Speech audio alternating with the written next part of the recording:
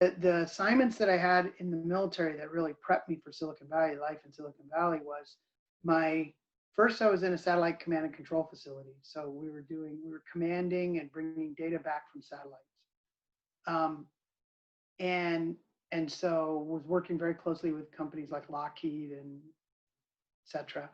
And so you're in a mission control complex and 24/7, 360. I mean, I learned to be an operator there. I'd been on station about 3.5 years, and I got asked to be the commander of the communication squadron at the base that supported all the links to the satellites, supported all the desktops, servers, all the cable plant. In fact, I wrote my master's degree thesis or final paper on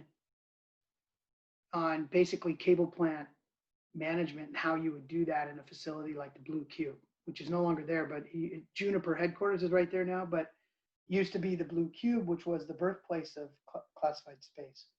And so, so I had all this fresh knowledge. I would sit on the floor at night after class with my troops and strip cables and hook up crypto and they were teaching me, and I was their commander, and they loved it. They loved the fact that I sat down with them, and so I had this technical kind of fresh master's.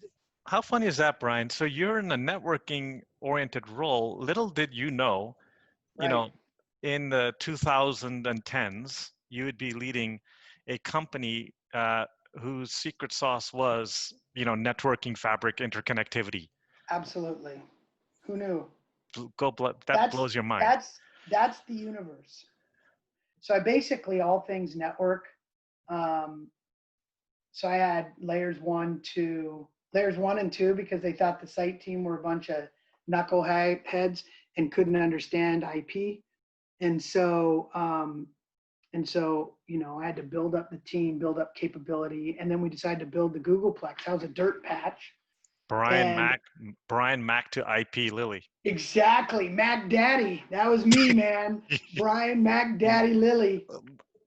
Isn't that funny? I was a MAC address king. Yeah. Yeah. So it was, build the team, build the capability, build this campus. So I ended up learning how to trench streets for fiber and design Nortel SL100 switches for all the voice, and had to partner with the engineering. Engineering hated this group when I came in, and they said, they are a bunch of cable draggers, and so I had to build some credibility. Hired a couple of key people to help me build that credibility.